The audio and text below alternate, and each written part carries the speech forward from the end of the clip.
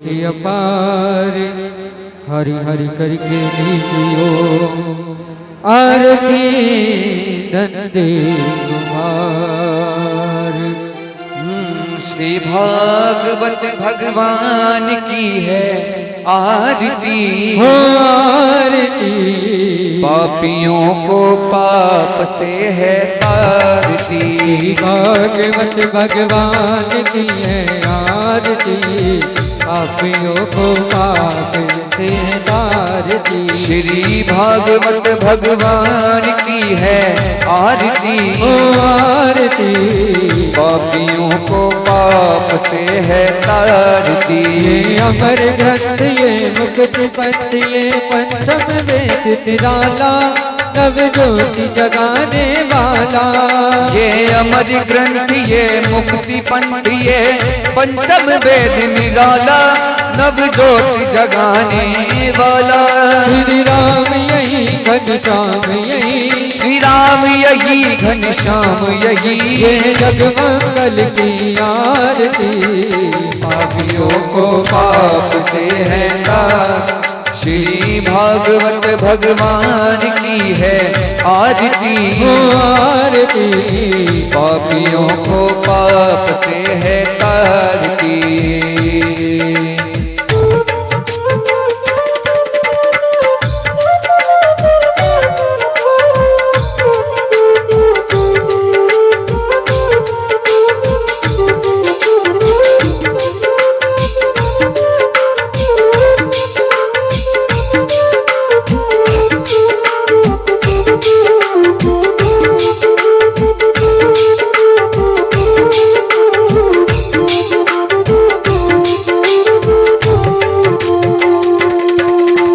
शांति गीत पावन पुनीत पापों को मिटाने वाला, हरि दरस दिखाने वाला। ये शांति गीत पावन पुनीत पापों को मिटाने वाला, हरि दरस कराने वाला। ये शांति गीत पावन पुनीत पापों को मिटाने वाला, हरि दरस कराने वाला। हरि दरस कराने वाला। ये सुख करनी है दुख हरनी, ये सुख करनी है दुख हरनी। श्री मधुसूदन की आरती, पापियों को पाप से तारती। श्री भागवत भगवान की है आरती, ओ आरती पापियों को पाप से है तारती। भागवत भगवान की है आरती, पापियों को पाप से तारती। ये मधुर बोल जग फंद खोल सन्मार्ग दिखाने वाला, बिगड़ी को बनाने वाला। ये मधुर बोल जग फंद खोल सन्मार्ग दिखाने वाला, बिगड़ी को बनाने वाला। श्री राम यही घनश्याम यही, श्री राम यही घनश्याम यही, श्री राम यही घनश्याम यही, श्री राम यही घनश्याम यही। यही प्रभु महिमा की आरती, पापियों को पाप से है तारती। श्री भागवत भगवान की है आरती, पापियों को पाप से तारती। ओ पापियों को पाप से है तारती, पापियों को पाप से तारती। कठोर घोरम करुणावतारम, संसार सारम भुजगेन्द्रहारम। सदा वसंत विद्यार बिंदे भवं भवानी सहितं नमामि। तुमेव माता पिता तुमेव, तुमेव बंधु सखा तुमेव। तमेव विद्या द्रवं तमेव, तमेव सर्वं मम देव देव। करूं आरती गाऊं आरती करूं आरती गाऊं आरती करो आरती करो आरती गाओ आरती करो आरती। ओ पापियों को पाप से है तारती, ओ पापियों को पाप से तारती। पापियों को पाप से है तारती।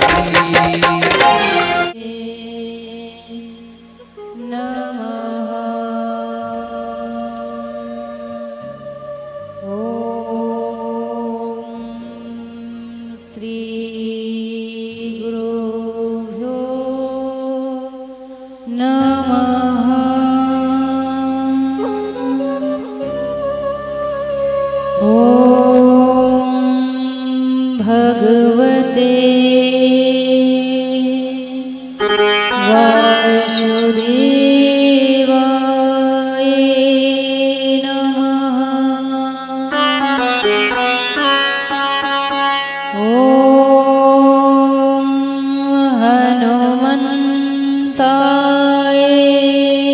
नमः।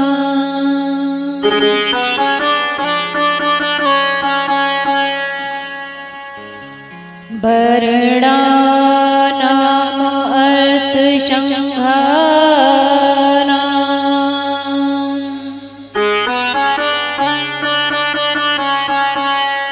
रसानां छन्दिसामपि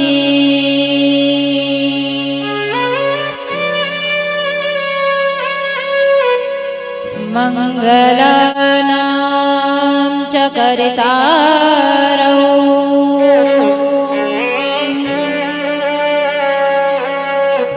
वन्दे वाणी विनायकौ।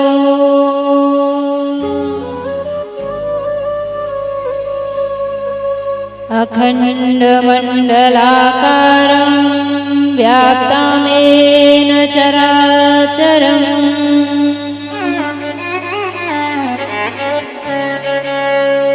तत्पदं दर्शितमयेन तस्मै श्रीगुरुवे नमः।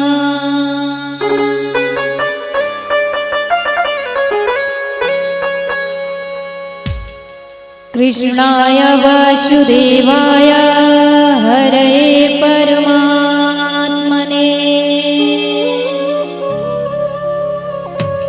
प्रणतक्लेशनाशाय गोविन्दाय नमो नमः।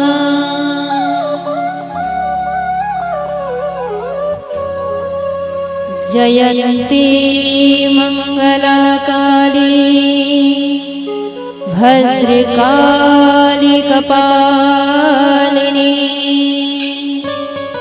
दुर्गा क्षमा शिवा धात्री स्वाहा सुधा नमस्तुते।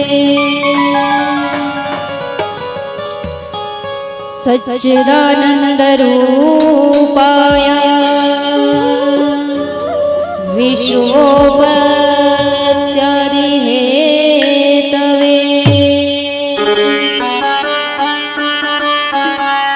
तापत्रय विनाशाय श्रीकृष्णाय वयं नमः।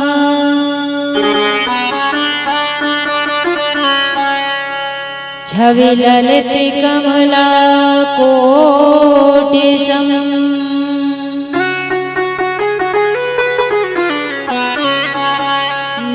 नवनीलयं वरधारिणी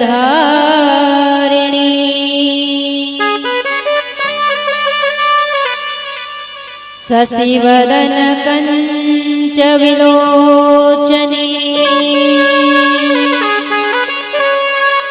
शिरचन्द्रिका मृदुहासिनी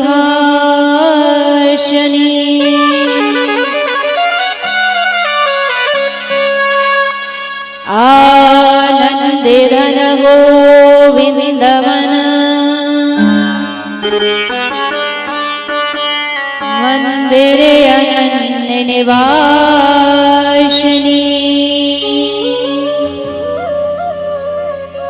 घनश्याम घनाहित चातिकी घनश्याम घनाहित मोरनी। जय जय श्री राधे जय जय श्री राधे जय जय श्री राधे श्याम। बोलिए सतगुरुदेव भगवान की भागवत महापुराण की भक्तवत्सल भगवान की जय हो। वृंदावन धाम की जय हो। वाके बिहारी लाल की जय हो। श्री राधे रानी सरकार की। जय हो। और कथा का शुभारंभ करते हैं। कथा से पहले अपने मन को एकाग्रचित करते हैं। मन और वाणी को स्थिर रखना सबसे जरूरी होता है। तो आइए अपने मन और वाणी को पवित्र करने के लिए हम सभी हरि नाम संकीर्तन करेंगे। उसके बाद पुनः कथा में प्रवेश करेंगे। तेरी नौकरी सबसे बढ़िया है, सबसे खरी।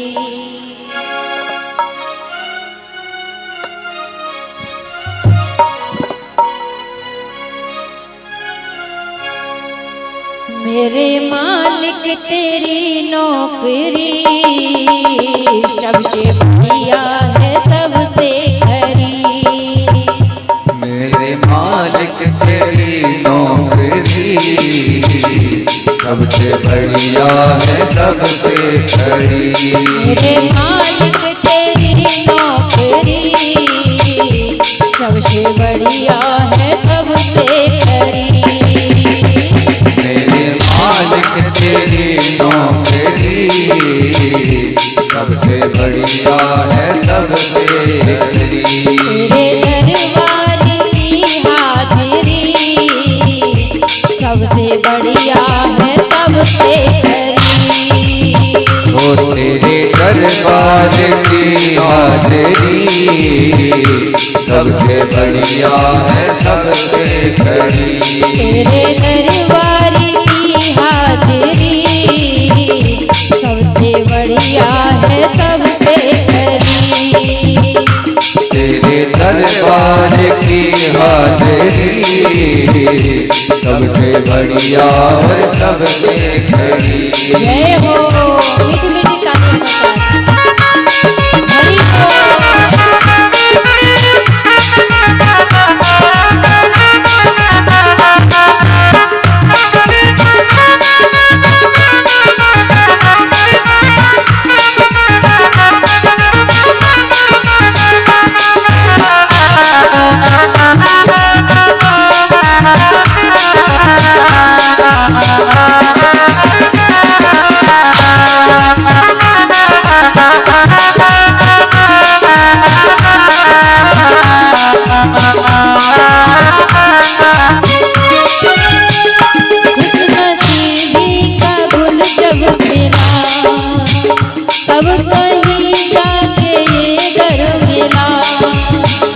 तब कहीं जाके ये कर मिला। खुशनसीबी का जब फूल खिला, तब कहीं जाके ये घर मिला। खुशनसीबी का गुल खिला, तब कहीं जाके ये घर मिला। हो गई अब तो रहमत तेरी, हो गई अब तो रहमत तेरी सबसे बढ़िया है, सबसे खरी। मेरे मालिक तेरी नौकरी सबसे बढ़िया और सबसे खरी।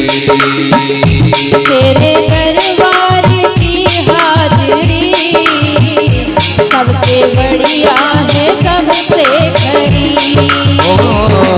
तेरे दरबार की हाजिरी सबसे बढ़िया और सबसे खरी। जय हो।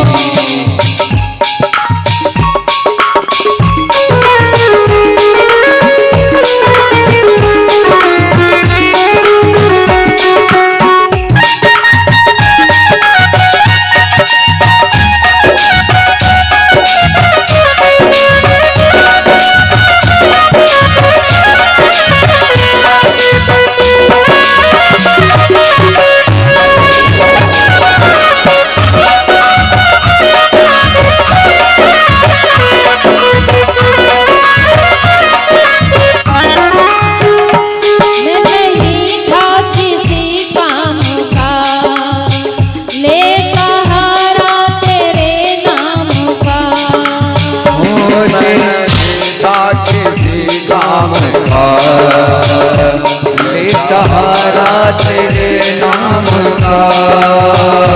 मैं नहीं था किसी काम का, ले सहारा तेरे नाम का।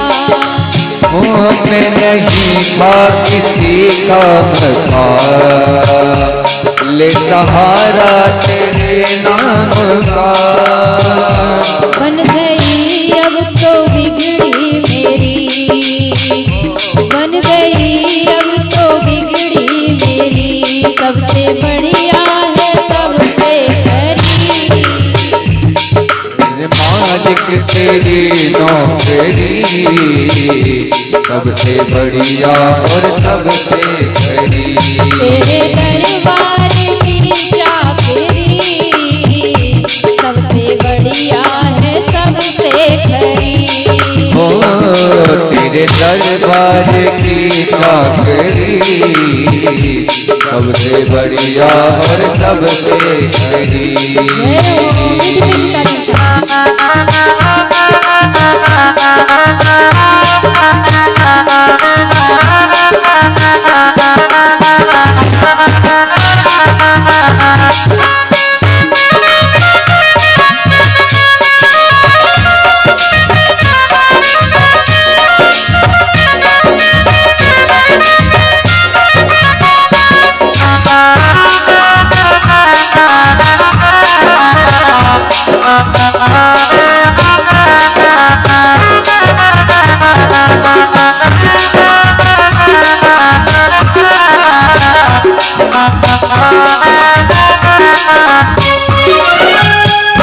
जब से तेरा गुलाम हो गया, तब से मेरा भी नाम हो गया।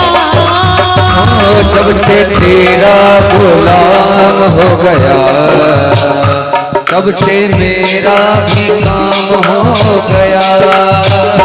जब से तेरा गुलाम हो गया, तब से मेरा भी नाम हो गया। जब से तेरा गुलाम हो गया, तब से मेरा भी काम हो गया।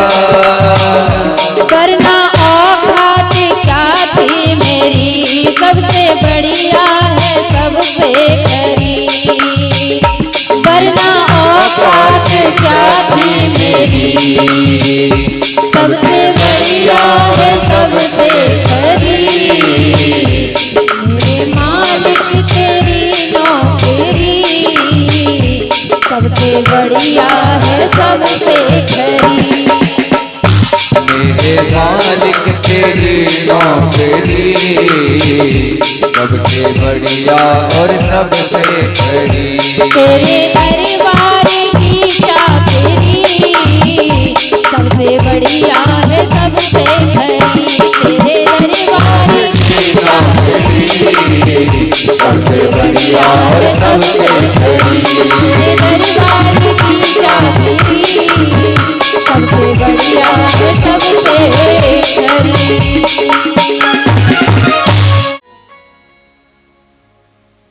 और पूजा करके बड़े आनंद भी लिए। आनंद आया सभी भक्तों को, बड़ा सुंदर प्रसाद भी वितरण किया गया। तो श्री सुखदेव मुनि महाराज ने जब गोवर्धन की लीला कह सुनाई, तो श्री राजा परीक्षित बड़े प्रसन्न होते हैं। और जब गोवर्धन की लीला इतनी मंगलमयी हुई, राजा परीक्षित जब सुन रहे हैं, तो गोवर्धन महाराज का जब ब्रजवासियों से भोग मांग मांग कर पाने लगे, प्रकट होकर के ब्रजवासियों को दर्शन दे रहे हो, मांग मांग कर भोग पा रहे हैं। सभी ब्रजवासियों ने गिरिराज जी महाराज को पूजन किया। और पूजन कर रहे थे, तो पूजन करते हैं तो जयकारा भी तो लगाते हैं। क्यों लगाते हैं? कि आनंदमय आके कि जयकारा लगाने लगे। जब जयकारा लगा रहे हैं और बड़ी जोर से जयकारा लगाते हैं। जब बड़ी जोर को जयकारा लगाया तो ये बात नारद जी के कान में पहुंचती है। जब संत नारद जी के कान में बात पहुंची, संत नारद जी ने देखा कि देखो प्रभु लीला रच रहे। कैसी लीला है कि देवराज को इंद्र को अभिमान बहुत बड़ा हो गया था। कैसा कि सभी मुझे पूजते हैं। तो भगवान ने कहा इनका अभिमान दूर करना चाहिए। तो भगवान ने अपना ही रूप गिरिराज जी के स्वरूप में, गिरिराज जी के स्वरूप में पूजन करवाया ब्रजवासियों से।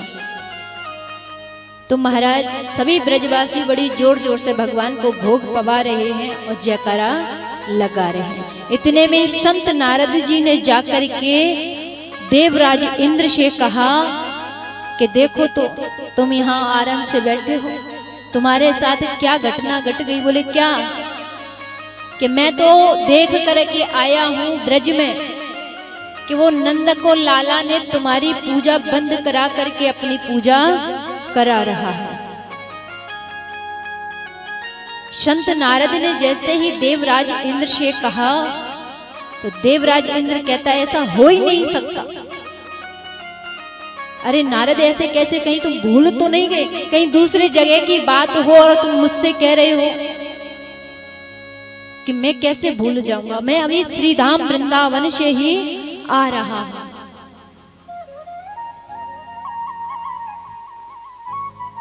देवराज इंद्र को भरोसा नहीं हुआ, उसने अपने सैनिकों को भेजा।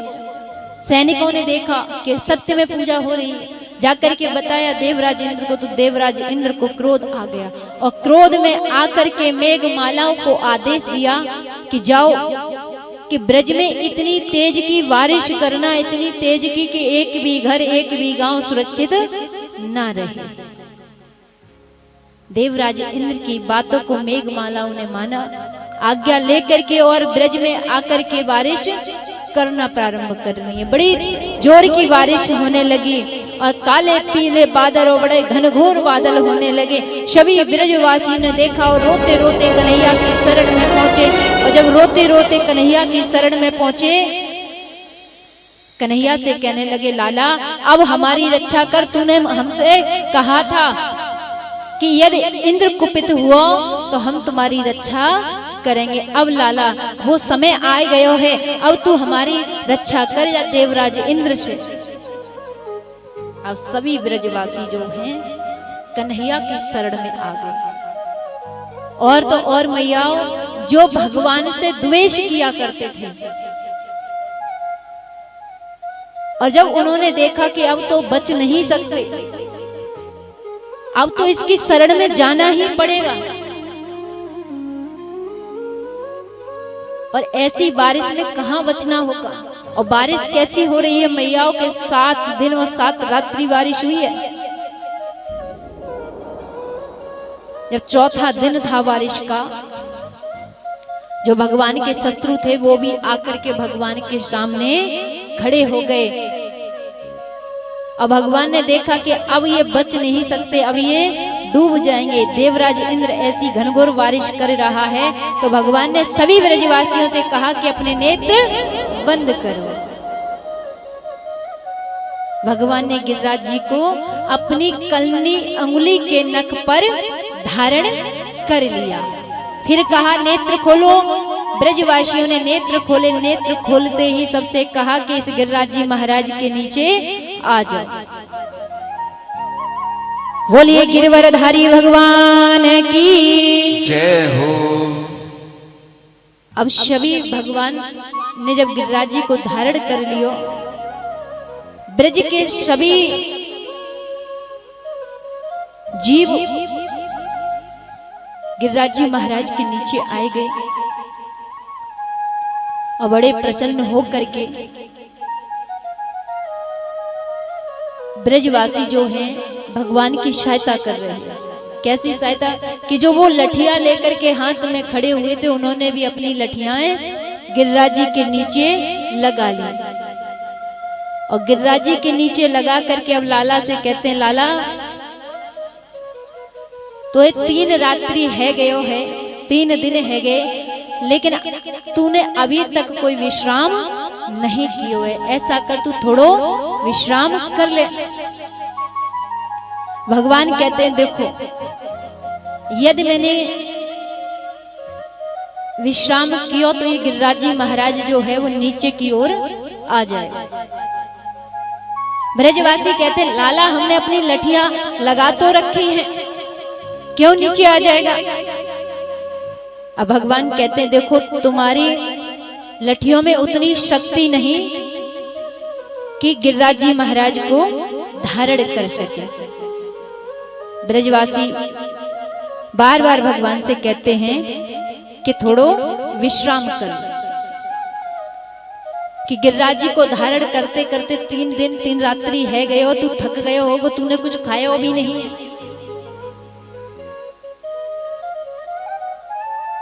अब ब्रजवासी बड़ी प्रसन्नता के साथ कहने लगे, लाला हमें कष्ट है रहो है, तू इतनी देर से गिरिराज जी को धारण कर रखा है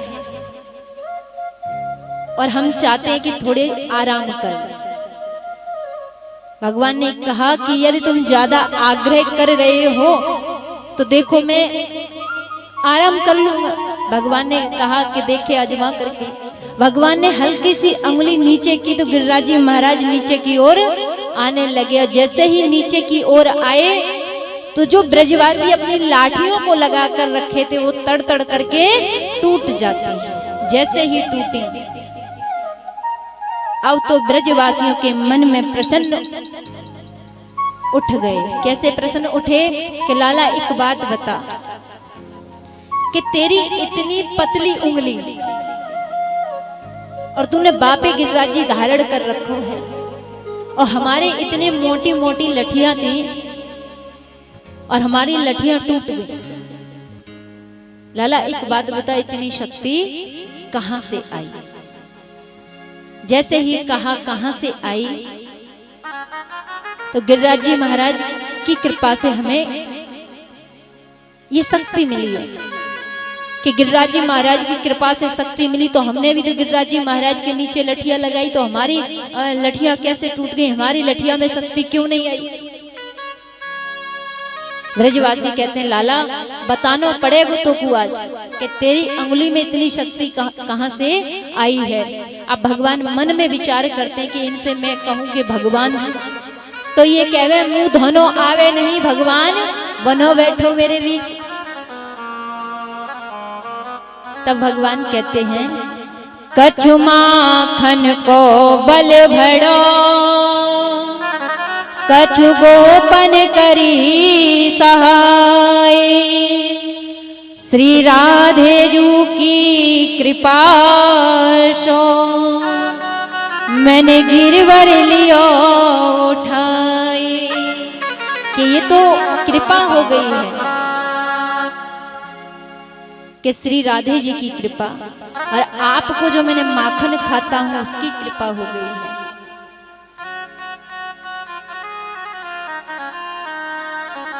तो भक्त कहते हैं, नख पे गिरवर लीनो धार, कन्हैया मेरो वारो,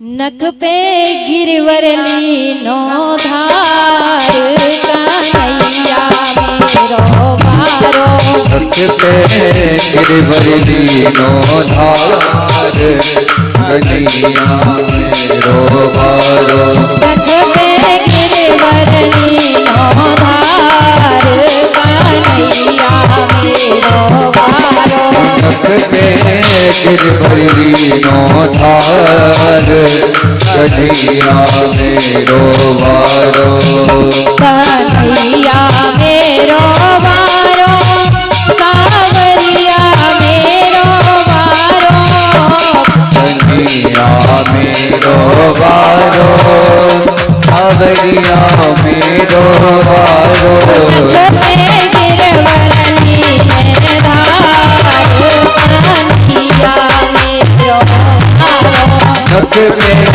गिरवरली नो धार कलिया मेरो बारो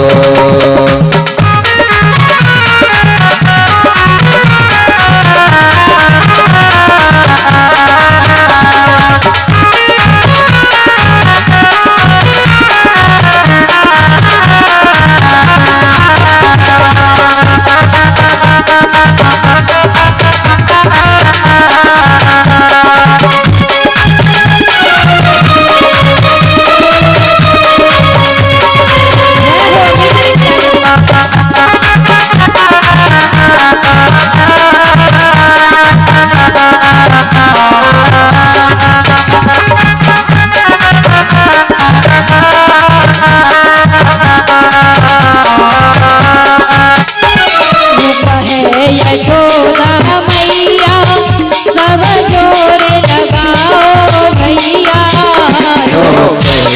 यशोदा मैया सब जोर लगाओ भैया यूं कहे यशोदा मैया सब जोर लगाओ भैया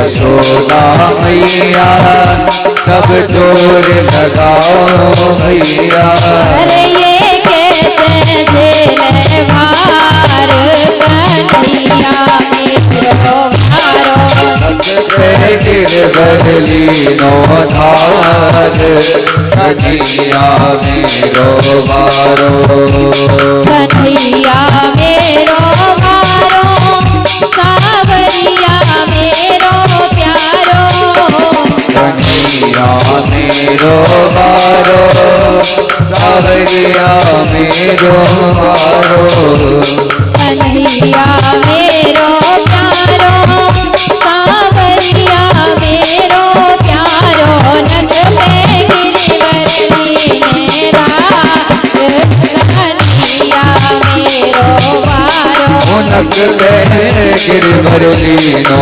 धार कन्हैया मेरो बारो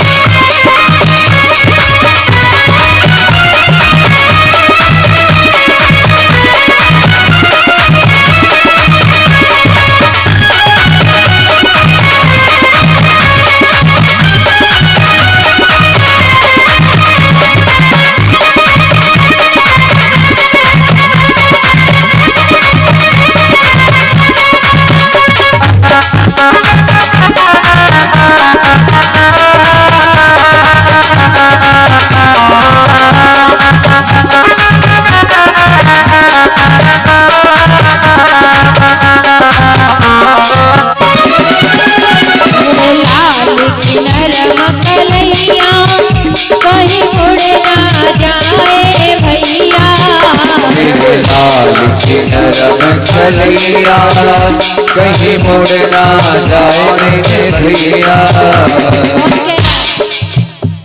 कौन कह रहा है इस बात को बताओ कौन कहता है इस बात को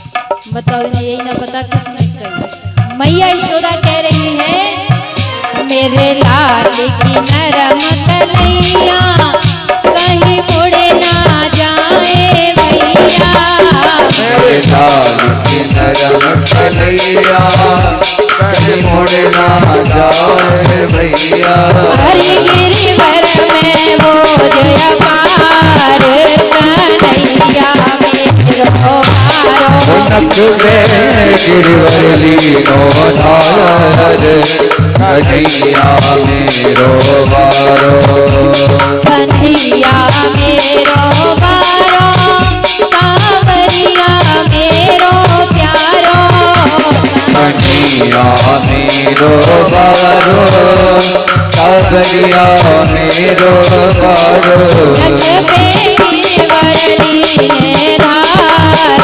कन्हैया मेरो बारो नक में गिरवरली नो धार कन्हैया मेरो बारो जय हो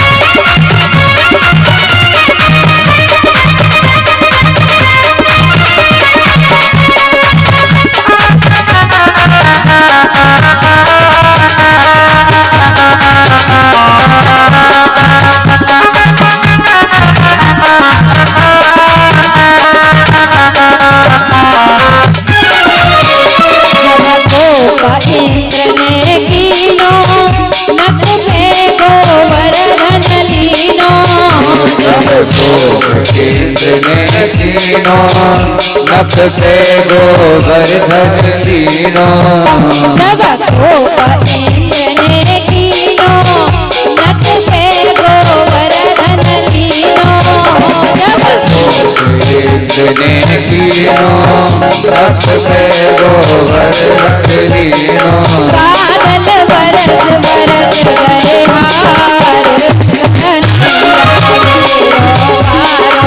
नख पे गिरवर लीनो धार कन्हैया मेरो वारो कन्हैया मेरो वारो सावरिया मेरो प्यारो कन्हैया मेरो वारो सावरिया मेरो वारो नख पे गिरवर लीने धार कन्हैया मेरो वारो नख पे गिरवर लीनो धार कन्हैया मेरो वारो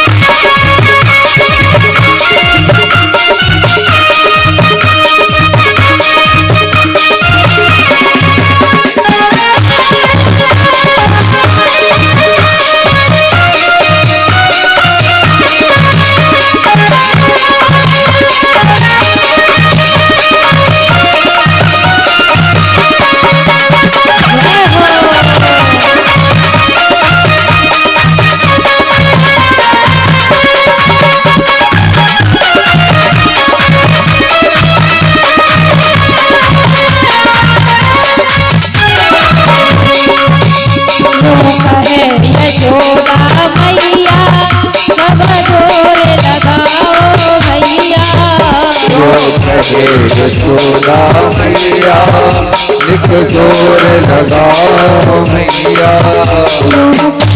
यशोदा मैया सब जोर लगाओ भैया कहे यशोदा मैया लिख जोर लगाओ मैया अरे मन बजरे कृष्ण मुरार कन्हैया मेरो वारो नख पे गिरवर लीनो धार कन्हैया मेरो वारो कन्हैया मेरो वारो सावरिया मेरो प्यारो कन्हैया मेरो वारो सावरिया मेरो वारो नख पे गिरवर लीने धार कन्हैया मेरो वारो पे गिरवर लीनो धार कन्हैया मेरो वारो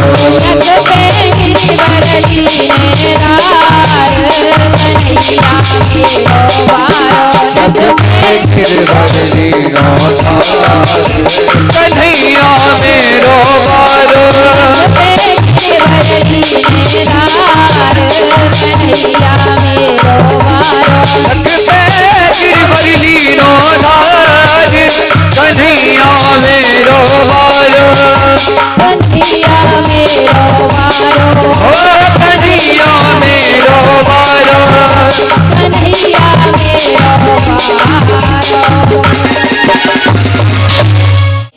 कि देखो आप सभी की कृपा से आपकी सबकी शक्ति मेरे अंदर आ गई, इसलिए मैंने गिरिराज जी महाराज को धारण कर लिया। तो महाराज इस प्रकार भगवान ने ब्रजवासियों की रक्षा की। इधर 7 रात 7 रात्रि हो गए, 7 दिन और 7 रात्रि जब हो गए, तब देवराज इंद्र ने कहा सैनिकों से जाकर के देखो यदि पूरा ब्रज डूब गया हो, पूरा ब्रज डूब गया हो तो बारिश बंद कर दी जाए। सैनिक ने जाकर के देखा तो वहां तो धूल उड़ रही है, जैसे चैत वैसाख में धूल उड़ती है ना, ऐसे ही धूल ब्रज में उड़ रही थी। सैनिक ने जा करके देवराज इंद्र से कहा कि हे राजन, वहां तो आपने इतनी बारिश की, 7 दिन हो गए, 7 रात्रि हो गए बारिश करते हुए, लेकिन वहां तो अभी धूल उड़ रही है। और मैंने एक दृश्य देखा।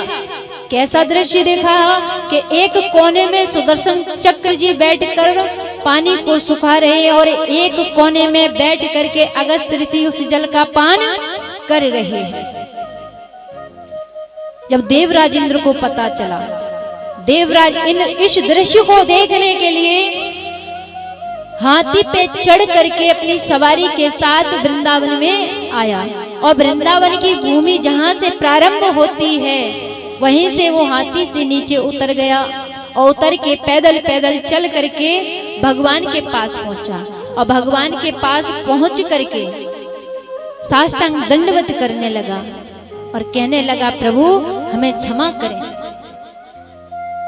मैं आपको पहचान नहीं सका। अगर पहचान लेता तो इतनी बड़ी गलती मुझसे नहीं होती। देवराज इंद्र ने भगवान की सुंदर सी स्तुति की। और जबकि देवराज इंद्र ने केवल 10 मंत्रों की स्तुति की, भगवान प्रसन्न हो गए और प्रसन्न होकर के कहा कि राजन, मैंने आपको क्षमा किया। तो यहाँ पर राजा परीक्षित श्री सुखदेव मुनि महाराज से पूछ रहे हैं कि महाराज एक बात बताओ कि जब आपने कल की कथा में मुझे सुनाया कि ब्रह्मा जी ने 40 मंत्रों की स्तुति की, लेकिन भगवान एक शब्द भी नहीं बोले, क्यों? और केवल देवराज इंद्र ने इतना बड़ा भगवान के साथ व्यवहार गलत किया, तब भगवान ने एकदम क्षमा कर दिया केवल 10 मंत्रों की स्तुति से। और देवराज इंद्र की सारी गलतियां क्षमा कर दी, ब्रह्मा जी की आखिर क्यों नहीं की? तो श्री सुखदेव मुनि महाराज बताना चाहते हैं कि हे राजन, कि जब ब्रह्मा जी ने जो गलती अपराध किया तो उनका अपराध अलग है। वो कैसे अलग हुआ कि भगवान हमेशा अपने सखाओं के साथ रहते थे, कि भगवान हमेशा अपने सखाओं के साथ रहते हैं और सखाओं को ब्रह्मा जी ने 1 वर्ष तक अलग रखा, इसलिए उन्होंने कुछ नहीं कहा और ना उन्हें माफ किया। और देवराज इंद्र ने एक अच्छा कार्य किया। कैसा? कि जो भगवान से शत्रु रहते थे, जो भगवान को माना नहीं करते थे, तो देवराज इंद्र के कारण वो भी भगवान के पास 7 दिन 7 रात्रि रहे, इसलिए क्षमा कर दिया। भगवान ने देवराज इंद्र को देखा और देख करके कहा कि आपकी मैंने गलतियां क्षमा की, आप अपने धाम को जाएं, स्वर्ग के लिए जाइए, आप स्वर्ग में राज्य करें।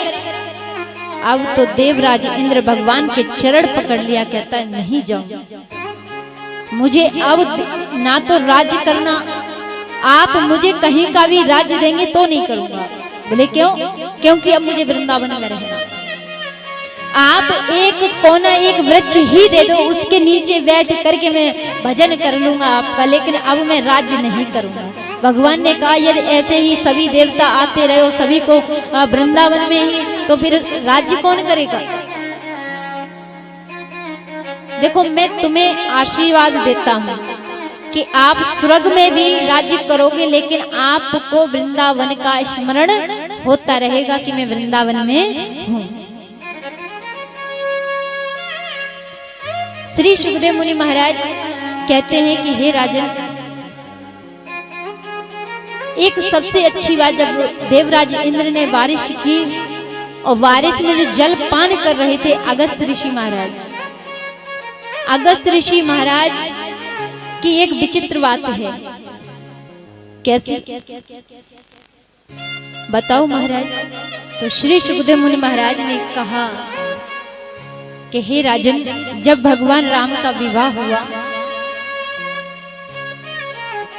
कि जब भगवान राम का विवाह हो जाता है मैया सीता के साथ, मैया सीता अयोध्या में आई और अयोध्या में आकर के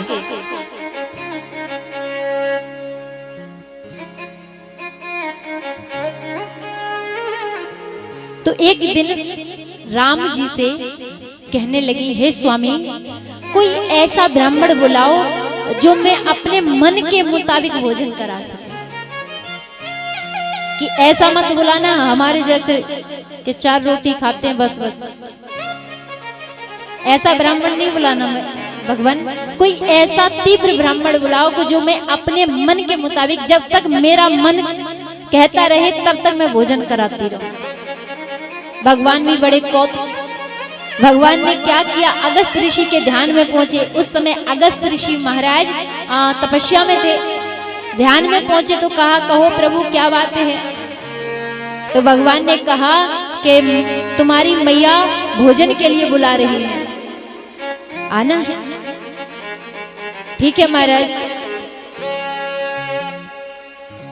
अगस्त ऋषि महाराज जो हैं, अब वो महाराज राम जी के यहाँ पधारे। राम जी ने बड़ा स्वागत किया अगस्त ऋषि जी का। स्वागत करने के उपरांत मैया सीता से कहा, देवी ब्राह्मण आए हैं। जैसे मैया ने सुना ब्राह्मण आए, मैया दौड़ी दौड़ी और रसोई घर से बाहर आई और देखा।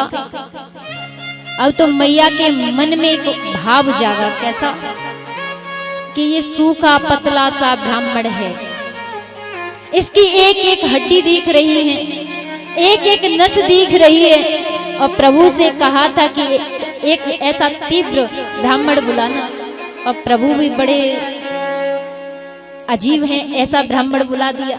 अब बताओ ये क्या खाएगा। मन में विचार कर रही है मैया सीता।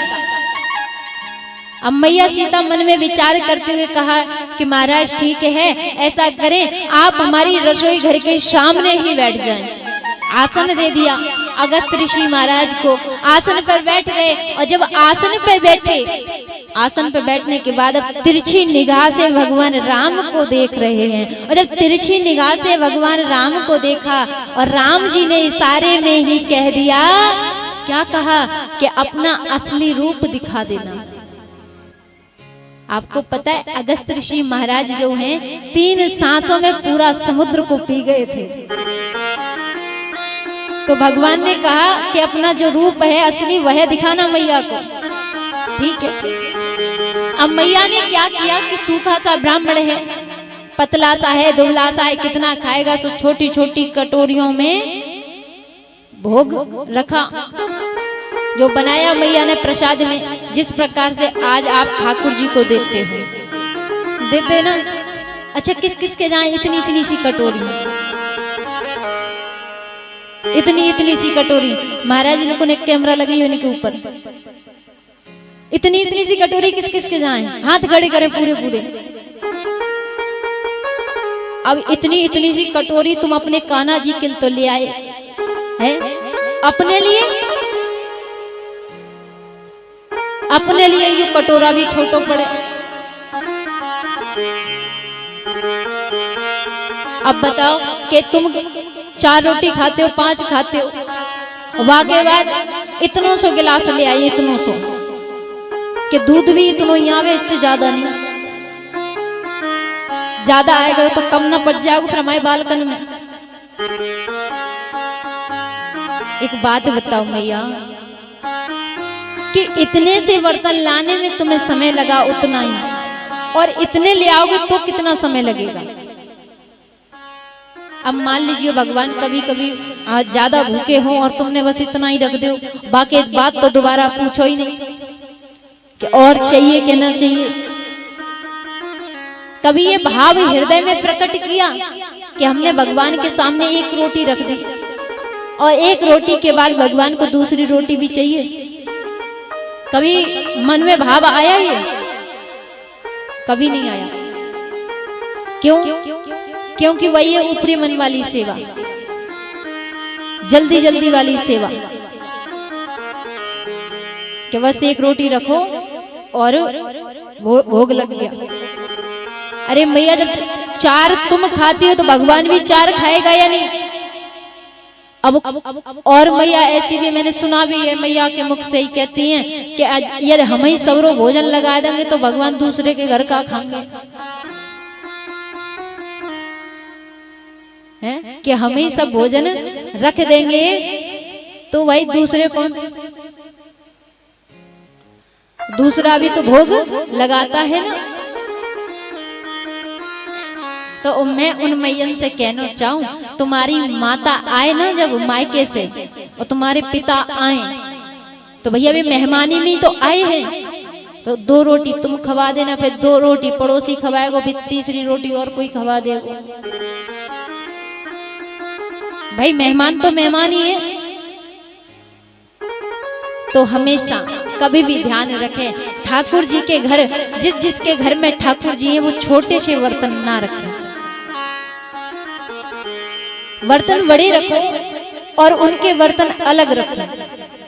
जिसमें आप पाते हो उसमें ठाकुर जी को ना पवाना। 5 बर्तन तो ही चाहिए, अलग रखो उनके। तो आज से कौन कौन मैया जो हैं वो बड़े बर्तन ठाकुर जी के लिए रखेंगे। हाँ, जो गुड़िया वाले खेल खिलौना जो बालक खेले वे रख ले में ला ला के हैं।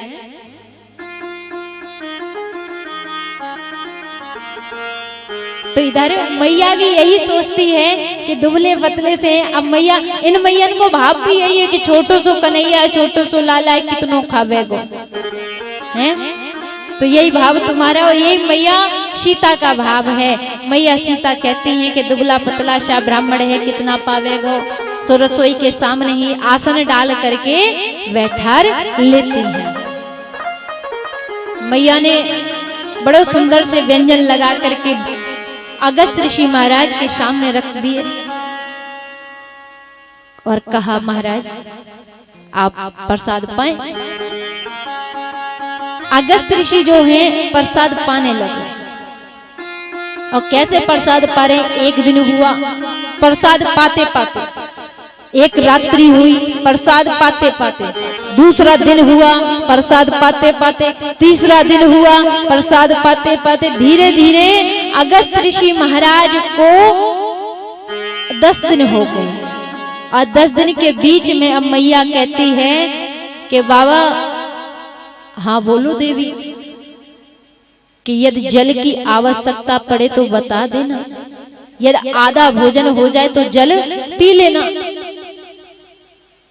अब अगस्त ऋषि कहते हैं, देखो मैया, जब आधो भोजन है जाएगा तब हम जल पी लेंगे। अब 10 दिन हुए, 11 दिन हुए, अब मैया थकने लगी। अब मैया ने क्या किया, गणेश जी की पत्नियों को, रिद्धि और सिद्धि को बुलाया कि आप मेरी सहायता करो, ब्राह्मण भोजन कर रहे हैं। अब रिद्धि सिद्धि भी आ गई और मैया की सेवा करने लगी, सहायता करने लगी। अब सहायता करते करते रिद्धि सिद्धि भी थकने लगी तो गणेश जी को बुला लिया। अब गणेश जी भी सेवा करने लगे, साथ दे रहे मैया सीता का।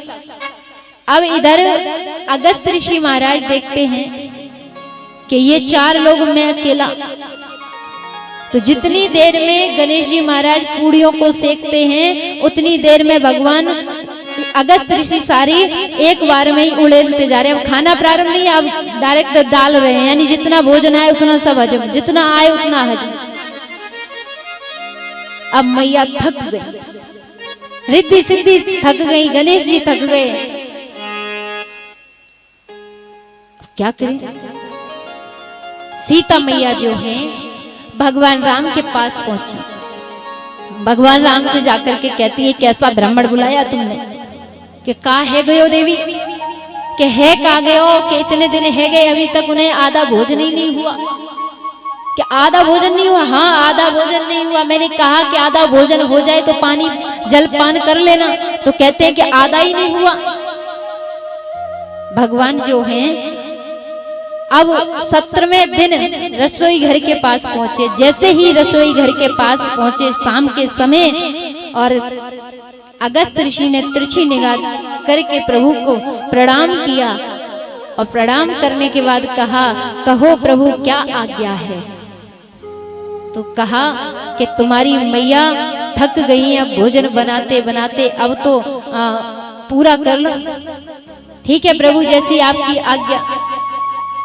राम जी ने सीता जी से कहा कि ऐसा करना, अब जो तुम भोजन लेकर के जाओ 18वें दिन सुबह सुबह का, तो उसमें दल रख लेना तुलसी का, और तुलसी का दल रख करके जब भोजन कराना। और जैसे ही तुलसी का दल रखा और भोजन किया अगस्त्य ऋषि ने, तो उन्हें डकार आ गई, और डकार आते हुए कहा कि जल लाओ देवी। अब जैसे ही मैया जल लेकर आई तो एक घड़ा भर करके जल लेकर आई, अगस्त्य ऋषि के सामने रख दिया। अगस्त्य ऋषि के सामने रख के कहा कि जल पी लो ब्राह्मण देवता। अब अगस्त्य ऋषि कहते हैं, देखो मैया मैं वैसे रोज रोज तो जलपान नहीं करता हूं, और इतने जल से मेरा काम चलने वाला नहीं है। भगवान राम कहते हैं, देखो ब्राह्मण देवता कि इस समय हमने जल की कोई व्यवस्था नहीं की है,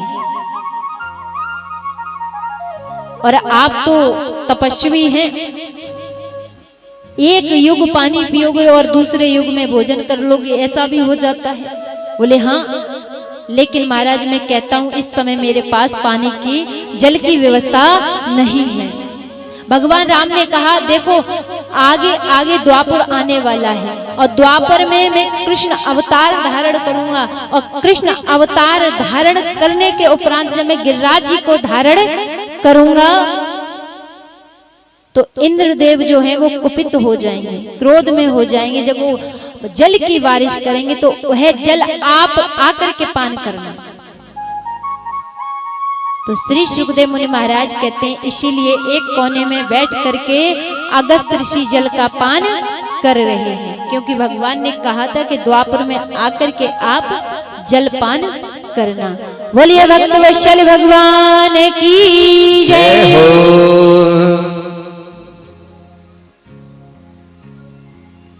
इस प्रकार श्री सुखदेव मुनि महाराज कहते हैं कि मेरा गोपाल कितना कृपालु है, कृपा का सागर है।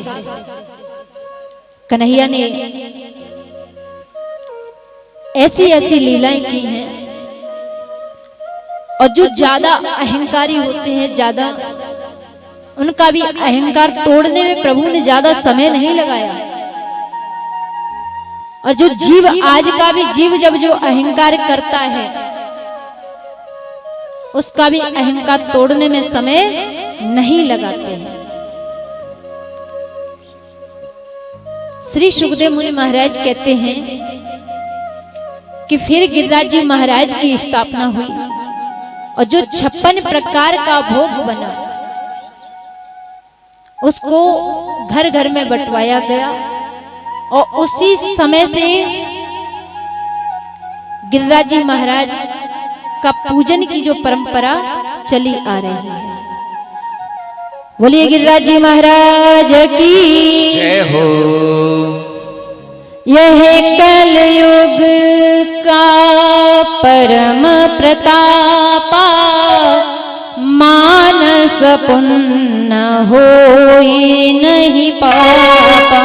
राम सिया राम जय जय राम, राम सिया राम जय जय राम।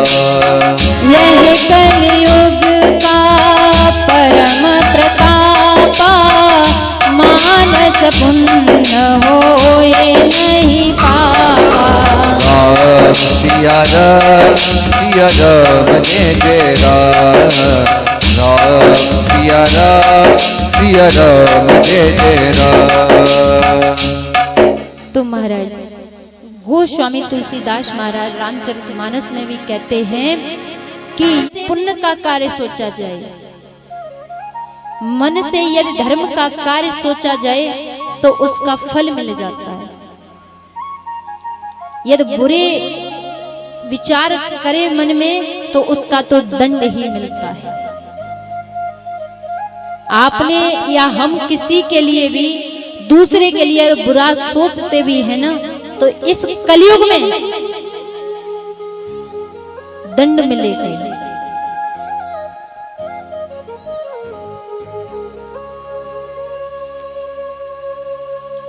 और आपने देखा भी होगा कि कोई भी ऐसा भक्त होते हैं कि जो दूसरों की हिंसा, दूसरों की बुराई करते हैं, जबकि वो है नहीं आपके सामने, और फिर भी उसकी करते हैं। तो ये पाप किसके ऊपर चढ़ता है? किसके ऊपर चढ़ रहा है? आपके ऊपर ना। वह जो गलत कार्य कर रहा था और जो आप उसके गलत कार्यों को बार बार बोलते हो, बार बार कहते हो, तो वो उसके पाप कम होते हैं और तुम्हारे ऊपर बढ़ते हैं। यानी उसका किया हुआ पाप आपके ऊपर आ जाता है। इसीलिए तो द्वितीय दिवसीय कथा में धर्मराज जो है बैल रूपी बने खड़े थे, उन्होंने कहा कि हे महाराज, मैं किसका नाम लूं? जब उनके 3 पैर कट गए थे योगों के अनुसार, तो धर्म रूपी बैल कहता है कि मैं किसका नाम लूं? यदि किसी पापी का नाम लेता हूं तो पाप बढ़ता है, और तुम सभी यदि जो ज्यादा पापी होगा उससे ही स्नेह होगा, है या नहीं? आज का समय ऐसा है कि जो जितना पापी होगा उसके साथ स्नेह ज्यादा होगा, और जो जितना सत्य पर चलने वाला होगा, धर्म पर चलने वाला होगा, उसके साथ कोई स्नेह नहीं करता, प्रेम नहीं करता, उससे कोई यारी नहीं करता, उससे कोई दोस्ती नहीं करता। दोस्ती किससे करते हैं? जो पापी है, अधर्मी है, अधर्म के मार्ग पर चलता है, उससे आप प्रेम करते हैं। और जो हिंसा से कमाया हुआ धन हो और वैभव हो उसके पास, उससे तुम्हारी मित्रता रहती है, उससे रिश्तेदारी रहती है। और बड़े प्रसन्न होकर के मैया या भ्राता श्री महाराज सभी भक्तों को यही कहते हैं, सभी भक्त, कि भाई वो हमारे बराबरी का है। और आज का जीव कहता है क्या?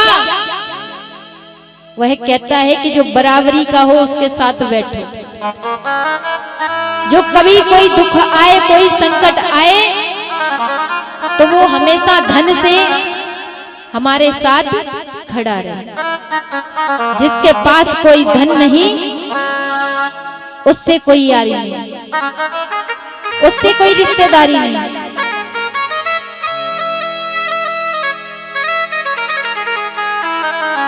तो महाराज ये कलयुग की रीत है।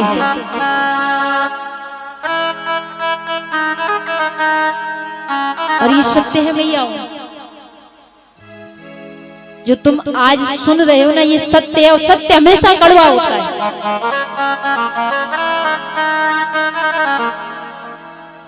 यदि हम भी तुम्हें 2-4 टोटके टंबर बताते जाएं तो आज आप भी यहाँ पर इतनी जनता इकट्ठी हो जाएगी कि पांडाल में बैठाने का जगह नहीं होगी।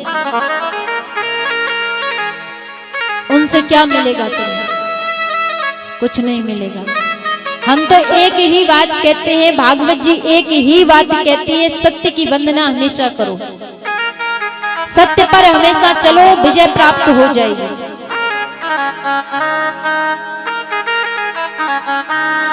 लेकिन आज सत्य पर नहीं, पहले अधर्म का मार्ग देखते हैं। भागवत जी तो यहाँ तक कहती है, यदि तुम पे अधर्म का कार्य बन गया हो और उसे भुलाना है, उससे ज्यादा पश्चाताप कर लिया जाए, तो वह अधर्म का कार्य भूल सकते हैं, वह क्षमा हो सकता है। लेकिन वो भी नहीं। यदि कोई अधर्म का कार्य बन गया तो गुप्त रखते हैं, और धर्म का कार्य किया तो जगत में फैलाते हैं। कैसा फैलाते हैं कि यदि आपने इसी यज्ञ में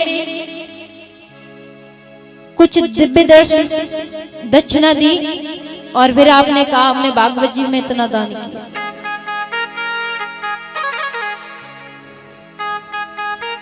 तो उसमें से कितना मिला तुम्हें? और तुम जितनी भी माताएं मिलेंगी उनसे सभी से यही कहोगी कि हमने भागवत जी में इतना दान दिया, हमने धर्म के कार्य में इतना किया, हमने जब अपने घर कथा कराई तो उसमें इतना ब्राह्मण को दान दिया, इतने सभी को भोजन कराया।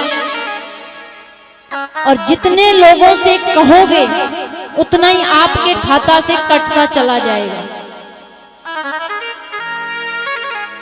और मुझे एक बात याद आई, यहाँ पर इतने माताएं बैठी हुई हैं, अच्छा ये बताओ बैंक में किस किस के खाते हैं? बैंक में बताओ, देखो एक भी हाथ नहीं उठा रही। अच्छा भैया तुम्हारो खातो ही ना बैंक में तुम्हारो? अरे मान कितना झूठ बोले भगवान, जीरो बैलेंस वाले खाते तो मुझे लग रहा है इस संसार में एक आदि जो छोटे छोटे बालक है ना उनके भी मिलेंगे। और तुम कैसे छुपा रहे हो? हैं? भर लो यहीं रह जाएगा, रहनो यही है, जानो नहीं है। तुम भैया जिन जिन के बैंक में खाते हैं या पृथ्वी लोक पर मृत्यु लोक पर तो तुम्हारा खाते हैं, लेकिन आपने कभी समझा कि जहां से हम आए वहां हमारा कोई खाता होना चाहिए? है? अच्छा किस किस ने वह खाता खुलवा रखा है? किस किस ने खुलवाया है? अच्छा इनका पहले वहां खाता खुल चुका है, तुमने कहा नहीं ना खुलवा लो, खुलवाना है ना? हाँ। यदि हम जब धर्म के कार्य जब दान करते हैं वह हमारा असली खाता है। ये तो नकली है, मर जाओगे चले जाओगे ये तो यहीं रह जाएगा। और जब वहां तुम्हारा खाता खोला जाएगा, जब देखा जाएगा कि कितना तुमने धर्म का कार्य किया, कितना अधर्म का कार्य किया, कितने तुमने किसको भोजन कराया किसको नहीं कराया, कितना आपने गौ दान किया, कितनी भूमि दान की। एक मैया मुझे बता रही थी, अभी परसों की बात है, वो कहती हैं कि हमारे ससुर जी ने गांव की कम से कम 5-7 बीघा जमीन, हमारे जो रिश्तेदार होते थे पहले दूर के, उन्हें दान कर दी। और उन्हीं के मैया के जाने मैंने तो अपने यहाँ भी, मेरे घर पे भी मेरे बाबा ने भी दान किया। क्यों? क्योंकि वो सोचते थे कि भूमि दान करना चाहिए अपने जीवन में, गौ दान करना चाहिए। अच्छा यहाँ पर इतने लोग बैठे, किस किस ने गौ दान किया है? गौ दान किया कभी? पता ही नहीं गौ दान के बारे में। गाय आपने कभी किसी को दान की?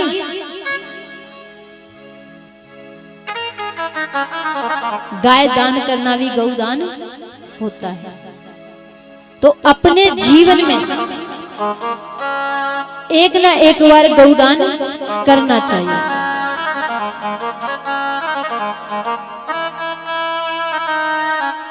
बोलिए भक्त वत्सल भगवान की जय।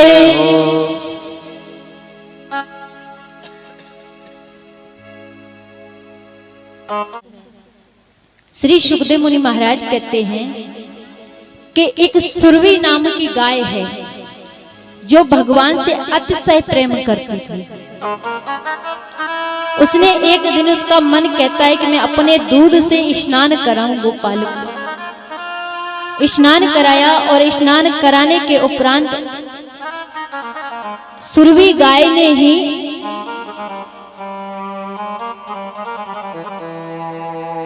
भगवान श्री कृष्ण का नाम गोपाल रख दिया। तो श्री सुखदेव मुनि महाराज कहते हैं, बिना प्रेम रीझे नहीं नटवर नंद किशोर। ये है प्रभु कि महाराज कि प्रभु कभी बिना प्रेम के रीझता नहीं है, कि जब तक हमारे हृदय में प्रेम नहीं तब तक परमात्मा रीझ ही नहीं सकता। श्री सुखदेव मुनि महाराज कहते हैं कि भगवान के लिए प्रेम ही प्रधान है, इसीलिए परमात्मा के चरणों में भक्ति की जाती है, वो भी निष्काम भक्ति की जाए।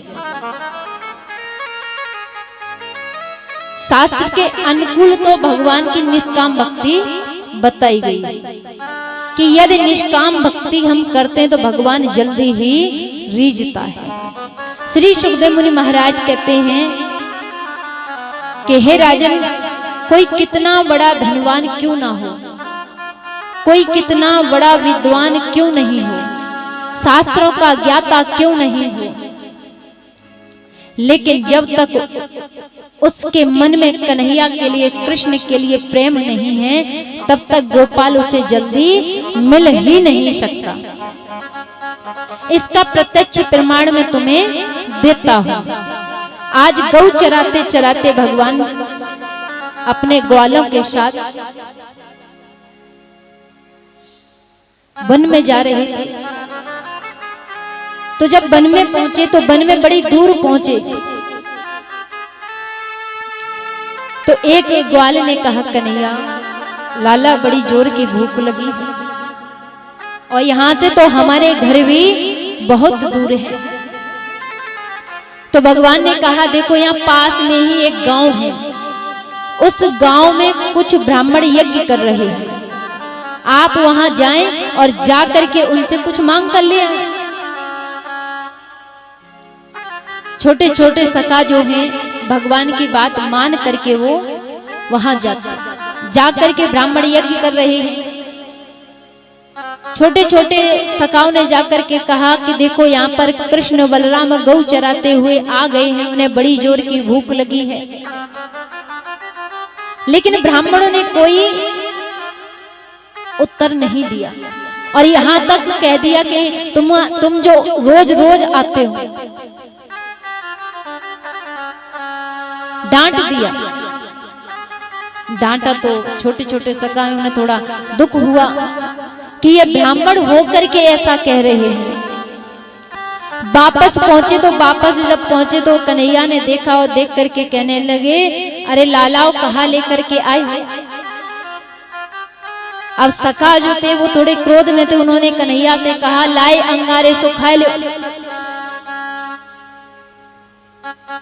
अब तो महाराज भगवान कहते हैं, ऐसे काहे को बोल रहे हो सखाओ। करे लाला तूने कहां भेज दियो। वे ब्राह्मण तो बड़े अभिमानी है, अहंकारी है। जब हमने उनसे राम राम करी तो उन्होंने राम राम तक नहीं ली। हमने कहा कि तुम दोनों यहाँ पर गौ चराते आ गए हो, उन्होंने फिर भी कोई ध्यान नहीं दिया और हमें डांट और दियो। वो तो अपने यज्ञ में लगे हुए हैं। भगवान कहते हैं, अरे ग्वाल वालों तुम वहां क्यों गए, तुम ब्राह्मणों के पास क्यों गए, तुम माताओं के पास क्यों नहीं गए। माताओं के पास जाते तो तुम्हारे पास इतना भोजन होता कि तुम पान ही नहीं कर पाते, इतना भोजन मैया दे देती। तो ग्वाल वाल कहते हैं कि पहले क्यों नहीं कही लाला तूने। तो भगवान ने कहा, इस बार जाओ। आप फिर सखा फिर वापस आए और आप ब्राह्मणों के पास ना जा करके अब माताओं के पास जा रहे हैं। और जैसे ही घरों में घुसे तो इधर ब्राह्मण देवता यज्ञ कर रहे हैं और उनका ध्यान अब अपने घरों के द्वार पर पहुंचता है। और वो कहते हैं, अब तो ये हमारे घरों में घुसे जा रहे हैं, इधर स्वाहा स्वाहा कर रहे हैं, उधर ध्यान घर की देहरी पे हो गया कि ये ग्वारिया फिर वापस आ गए। अब तो हमारे घर में ही घुसे जा रहे हैं। ग्वालों ने जाकर के माताओं से कहा कि यहाँ कुछ दूरी पर कृष्ण और बलराम गौ चराते आ गए हैं, उन्हें बड़ी जोर की भूख लगी है, उनके खाने के लिए कुछ दे दो। जैसे ही ब्राह्मण पत्नियों ने सुना कि गोपाल आए हैं, बड़ी प्रसन्न होती हैं। सभी ने अपने घर में सुंदर सुंदर से भोजन बनाया और बना करके ग्वाल वालों को देने लगी। जब ग्वाल वालों को देने लगी तो ग्वाल वालों से कहने लगी कि बात पूछें। ग्वाल वालों ने कहा, पूछो मैया क्या बात है, कि हमारा मन कह रहे हो कि हम भी आपके संग चलें। जैसे ही इतना कहा मैया ने तो ग्वाल वाल कहते, मैया ये तो और अच्छी बात है, जब तुम चलोगी तो हमारा लाला देखे तो बड़ो प्रसन्न होवेगो।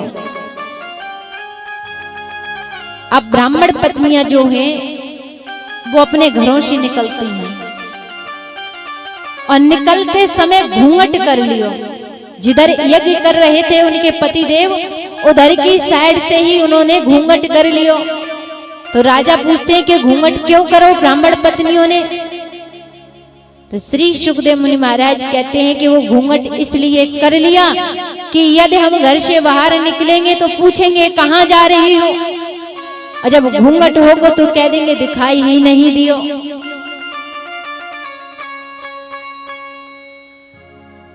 तो ब्राह्मण पत्नियां घूंघट करके निकलने लगी। इतने में ब्राह्मणों ने देखा कि हमारी पत्नियां भी इनके संग जाने लगी। अब सारे से पूछ रहे हैं कहाँ जा रही हो,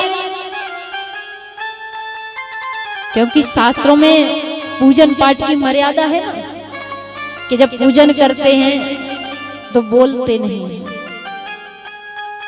यज्ञ करते हैं तो बोलते नहीं हैं, इशारा कर रहे हैं कहाँ जा रही हो। जैसे ही इशारा करा तो उन्हें और लंबो घूंघट कर लिया, चले गए। ग्वाल वालों के साथ चल दिए, जा करके वन में पहुंची, और जैसे ही वन में पहुंची भगवान एक बट वृक्ष के नीचे बैठे हुए। बट वृक्ष के नीचे बैठे भगवान ने जब माताओं को आते देखा, ब्राह्मण पत्नियों को आते देखा, बड़े प्रसन्न हुए। मैया आकर के सभी बालकृष्ण प्रभु के सामने खड़ी हो गई। बालकृष्ण प्रभु ने सभी को प्रणाम किया। आप सभी ब्राह्मण पत्नियों को हम प्रणाम करते हैं, हमारा प्रणाम स्वीकार करें। अब माताएं सभी बैठ गई बट वृक्ष के नीचे छाया में, और अपने अपने घर का भोजन जो है माताएं निकाल करके लाला को पवा रही है। जिस प्रकार से मैया यशोदा लाला को गोदी में बैठा करके भोजन कराती थी, उसी प्रकार ब्राह्मण पत्नियों ने भी बारी बारी करके लाला को गोद में बैठा करके और भोजन करा रही हैं।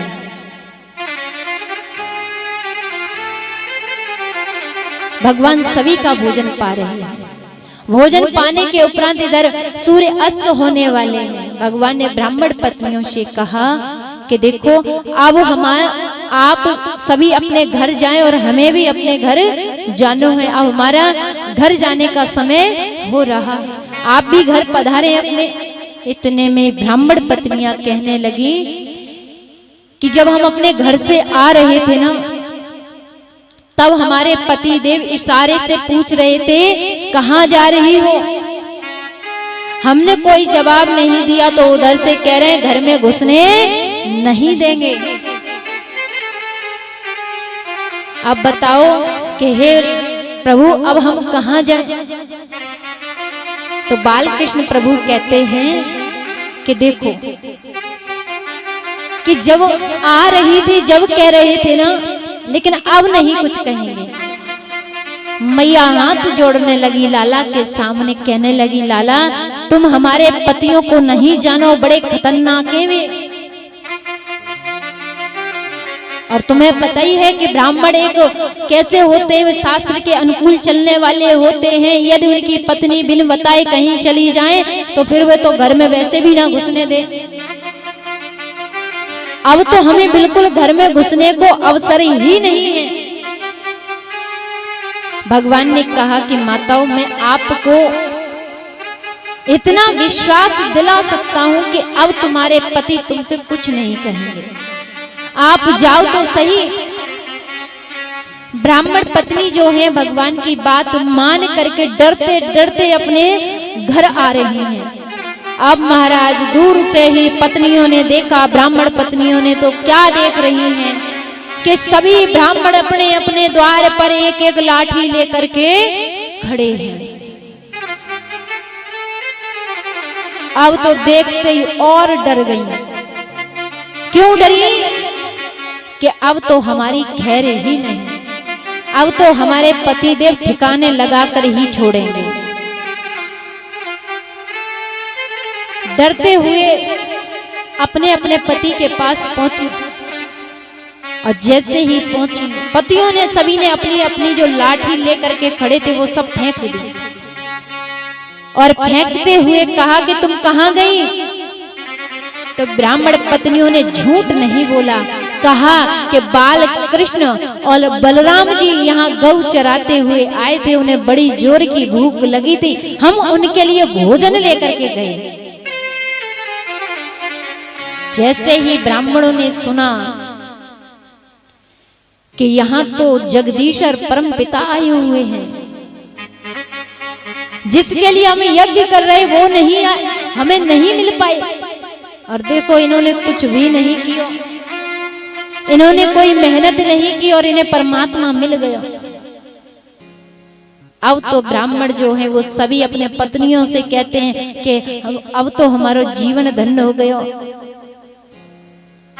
और ब्राह्मण जो है वो अपने पत्नियों के पैर पकड़ने को दौड़े, इतने में ही पत्नियां दूर हो गई। अरे नाथ, ये क्या कर रहे हो? कि अब तो तुम्हारा गुरु समान सम्मान करने की अभिलाषा जागृत हो रही है। बोले क्यों? कि इसलिए कि जिसके दर्शन के लिए हम इतने दिनों से यज्ञ तप दान कर रहे थे और हमने उसके दर्शन नहीं कर पाए और तुम्हें तो बड़े सरल से मिल गए, इसलिए गुरु समान सम्मान करने की इच्छा अभिलाषा हो रही है।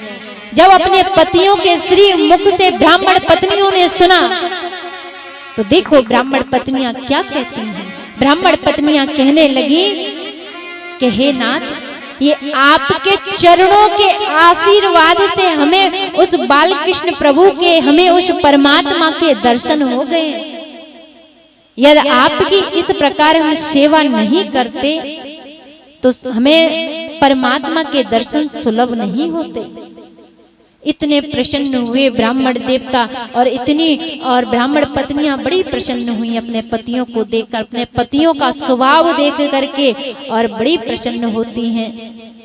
बोलिए भागवत भगवान की जय। तो श्री सुखदेव मुनि महाराज कहते हैं कि राजन, कि परमात्मा धन नहीं देखता, परमात्मा आपके वस्त्र नहीं देखता, आभूषण